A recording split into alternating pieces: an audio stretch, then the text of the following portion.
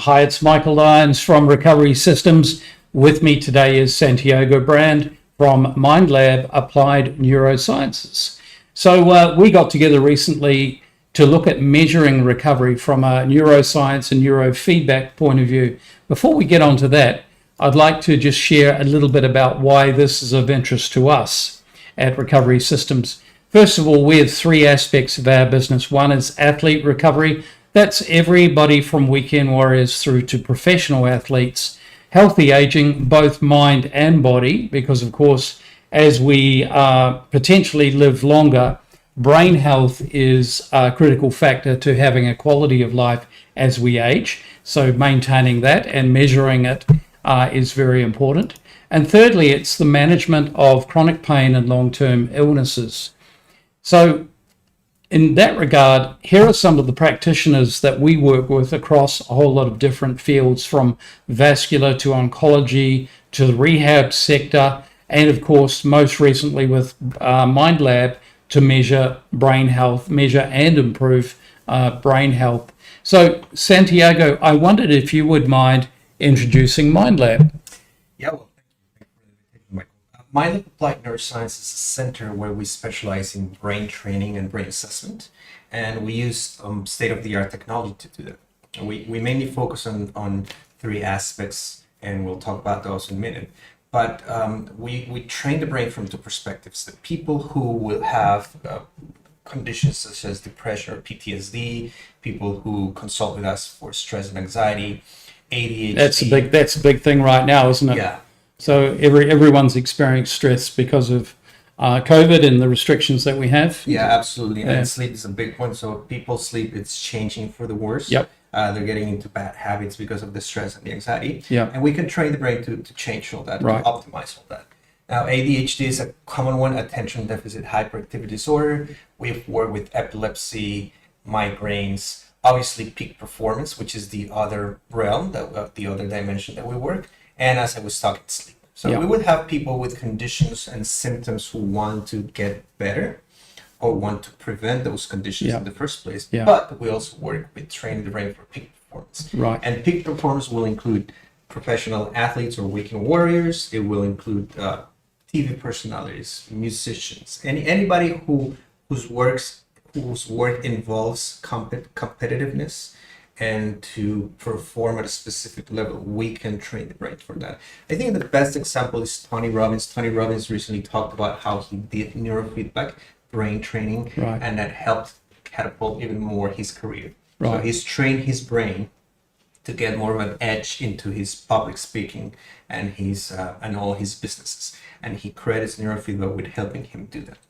The work that we do at MindLab Applied Neuroscience is the same. We do neurofeedback brain training to help people train their brain and optimize their performance and quality of life. So quite often it's decision making under stress where you can make big improvements. Would that be a fair statement? It's one of the areas, yes. Yeah. If you're competitive, critical moments during competition, whether it's sports competition, whether it's closing a sale, whether it's negotiating something, whether it's investing in the stock market, whether it's performing in front of 100,000 people for the first time. Yeah. Those are critical moments. And that's when the skill counts the most. That's when you have to apply what you have learned. So using your brain and applying those skills for that moment is what we do, is what we teach people to. Well, very interesting that you have sleep up there, because that's the number one recovery modality when it comes to recovery across everything from conditions to athlete recovery and healthy aging. It's very interesting that ultimately that's going to influence sleep, having applied better neuroscience to what you're doing. Absolutely. And we at MindLab are built on a collaboration model. So what we mean is that we're looking for systems like yours that enhance brain health. Right. We think that what we do is important, but it's not the only thing that can help. And working in a holistic, multidisciplinary way is best for people. Yeah. The more you can do for someone, the better. Well, talk us through brain mapping, biofeedback, and neurofeedback. Now, brain mapping is really interesting, and if you see here, we put a cap with electrodes. It's a non-invasive process. Nothing goes into the brain. The electrodes pick up brainwave activity, the electrical activity of the brain in real time, and project it onto a screen. And then we can convert that into maps of colors. And the colors will tell us how your brain is working in different scales. If you think about it, now we have the ability to scan your brain in real time, and we can improve all the areas that are not working well. The brain map will tell us the areas of the brain that are working well, and we can optimize to work even better. But we can also take the areas of the brain that need fine-tuning and make them better. And that applies to your mood regulation, that applies to your sleep, that applies to your performance, that applies to your focus, that applies to your energy, your physical or mental energy, that applies to your memory. Anything that the brain does, we're able to reach that now. When we do the brain map, then we can go into biofeedback, which is using specific technology to teach you control things. And you can learn to control your breathing and optimize your breathing. You can learn to control and optimize your heart rate, your muscles, the way the palm of your hand sweats, even your own temperature. And all of these variables relate to not performing well and having symptoms of specific conditions, but also they can enhance your performance. And the way you do it is we put the sensors, you're looking at a screen, and the feedback that you get is music or a movie or a video game, and you're controlling those elements with your body responses. Okay, so you're doing that real time while somebody's watching a movie or a game, and you're monitoring what's actually going on. Yeah, we're monitoring and feeding it back to the person. Okay. So let's say you're doing some breath work and you're watching a movie. Yeah. And if you breathe in a certain way, which is optimal for you, the movie keeps playing. If you start over breathing or hyperventilating, the movie stops. Right. And the only way you get the movie to play back is by regulating your breathing again. And the same applies to your brain waves, which is what we do with neurofeedback. Right. So with neurofeedback, you have sensors on your scalp. Again, it's non-invasive, and you can control a movie or a video game. The neat thing here is you only do with your brain. Yeah. Okay, that's really interesting. So what is it about recovery systems and the tools that we have that you like, and what do you think we can gain from actually measuring outcomes of using, say, some of the products like our boots and our biomat? Well, I'm always interested in looking for new technological evidence-based options to help enhance my clients' well-being and performance. And when we first approached, and you were kind enough to have me use the boots and the mat for a couple of weeks, I was very interested. I always test things on myself before I do on the people I work with. And I particularly love the mat for sleep. I laid it down on the bed and I used it for a couple of nights. And I noticed that I was falling asleep more quickly and I was waking up more refreshed. Right. And I decided to start using it on a client that I have who's on the spectrum, a little bit of the Asperger's spectrum. And we were using it with him, and his mom was reporting that he was doing much, much better, more calm, better sleep. Yeah. We used it on a Friday the first time, and she said it was the best weekend he had in a while. Right. So that was very interesting. Yeah, that's great to hear. Not surprising, but it's great to hear because we think it can have a profound influence on a whole family, not just the patient, but of course, if the patient's a lot calmer, then it's going to positively affect the whole family. Absolutely. So let's take a look at, first of all, we did some testing on our biomats, which have 5 technologies. The technologies apply right across the spectrum of chronic pain management, a long-term illness, athlete recovery, and healthy aging. In that they're influencing detox, inflammation, improvement in inflammation, cellular health, including mitochondria and ATP production, and collagen laydown, and so on. So it was really interesting to us when we got together with you. And first of all, with a professional athlete who was a boxer, you measured some baselines to start off with. In other words, from my point of view, a before picture. Yeah.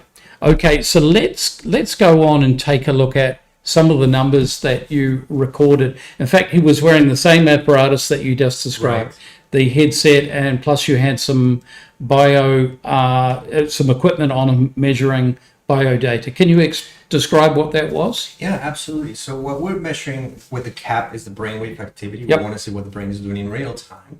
And we had sensors connected on the diaphragm for his respiration. We had a plethysmograph for the heart rate activity, a couple of sticky sensors here for the skin conductance, which is the change in sweating response as a consequence of stress and anxiety. And then we were also measuring his peripheral brain temperature. And that was very interesting because I think the biomat and the boots particularly work very well on that. Peripheral temperature is a good indicator of whether you have sympathetic responding and you're anxious and stressed, or you have a parasympathetic kicking and then you get into a more relaxed control state. Right. And what we're measuring here is precisely that. So you can see on the far right, we have the respiration rate and the heart rate. This is the muscle, the temperature, and the skin conductance. So all these variables are quite interesting in terms of what we can see. One of the things we noticed for this athlete is that his respiration at baseline, at rest, not doing anything, is 14 breaths per minute, when in reality it should be lower than that, ideally 5 to 7 breaths per minute. So as a baseline, he is breathing a little faster than we want to, and that puts him into more of a sympathetic state. Interesting. What we want to see then is when he's on the mat, when he's on the boots, whether a parasympathetic kicks in and he can get better control of those variables. Okay, all right. So here's the baseline setup. So the equipment you've described, he's wearing. I notice it's going in there into a junction box. You've got a device here to capture and a junction box here, and that's connected to your computer. That's correct. If I recall correctly. That is correct. Yes. All right. So let's take a look at what happened. Now we have here then the changes in some of the variables, right? Now here he was into a little bit of a stress state and he got into a higher skin conductance. So it climbed, something was stressing him out, and then we'll see what happens when he's on the boots and the mat. Yeah. And his SDNN, which is here, changed and got lower. SDNN is basically a measure of how where you're emotionally being strong or not from a heart perspective. And when that number goes low, it means that something is getting the sympathetic branch activated a little bit more. So let's see what happens when we put him on the equipment. Okay. So now here we have him on the mat. And if you notice, his skin conductance sort of response was 4.40 something, and it went down to 2.40. And that's activation of the parasympathetic response. The sweat glands are not responding to something stressful. Right. His temperature was 79 Fahrenheit, and it went up to 84. So it's a jump of 5 degrees in the span of using that. And what that means is that the blood vessels are expanding. There's some vasodilation, which means there's more blood flow. And that's a good indication of parasympathetic activation. When your sweat response lowers, goes down, and your temperature climbs, it's a very, very good indication. His SDNN was 70, and it went up to 98. So we have an indication. Now, the reason I think it's the mat and the boots doing the job is because he wasn't doing anything else. He was just laying down. He wasn't doing any cognitive tasks. He was not training. He was not doing anything related to the sport. He was just there laying down and relaxing. So we saw the data before, and then we see the data as he's using the equipment. And I think that both the boots and the mat are enhancing parasympathetic response. Now, this is significant because we have some recordings to back it up, but this is initially very, very promising. Right. Okay.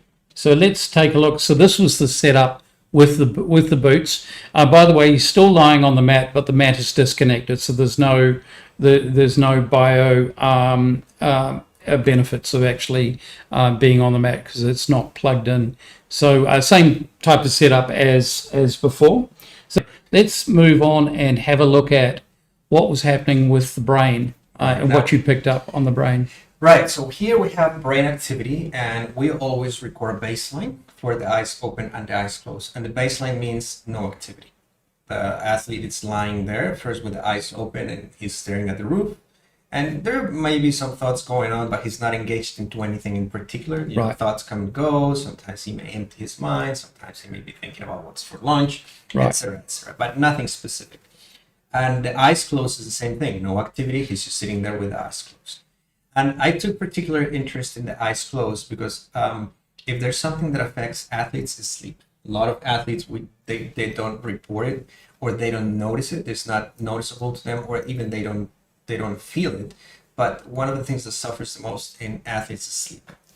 Now, I'm looking at the far right where we have the alpha brain waves, and we have a purple spot here. So this is the back of the head, the back right. Is that correct? Correct. This would be the front here with the nose, and this is the right hemisphere, the left hemisphere. Yes. And what we see is that we have more alpha brainwaves, more coverage of alpha brainwaves in the back of the brain, which is a good thing. When we all go to sleep, athlete or no athlete, and we close our eyes, we want our brain to make more alpha brainwaves back here. That means you are in a relaxed wakefulness state. You're awake, but you're relaxed, and your brain is better prepared when you need to go to sleep. Right. What it means is that as athletes train, they get tired, but they don't normally sleep too well or optimally. And when you have a better alpha response here, it means that his brain is better prepared to go to sleep. It means his brain will benefit from transitioning into sleep stages later on, and he will wake up more refreshed. So again, because we're talking about recovery, when he had the boots on, there was a better alpha response. And we're thinking it's boots because there's nothing else going on, no other activity going on, and we're recording this in real time. Okay, so let's take a look at eyes closed boots. And this is the same thing again, both with the mat and the boots. There's an enhancement of alpha brainwaves in the back of the brain initially.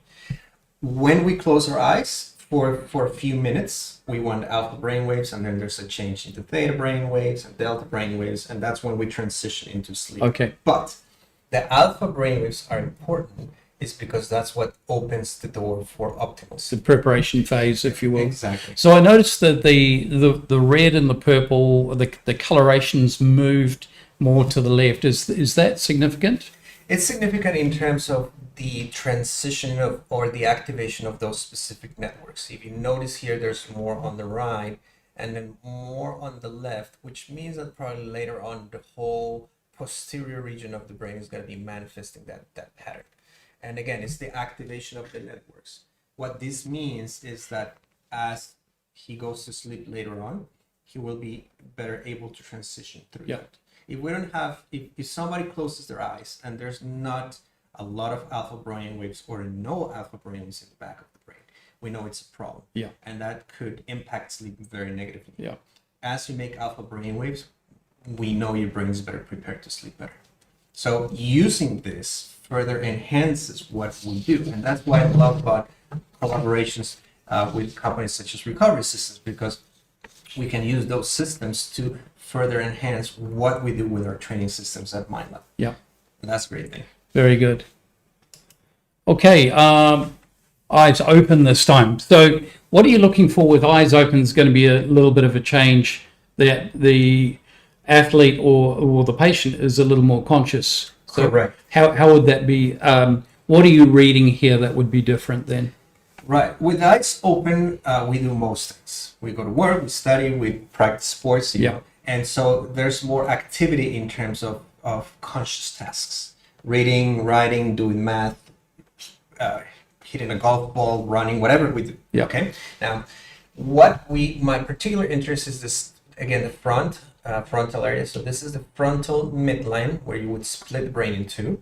And we have red here in the theta brain waves and then red here in the alpha brain waves.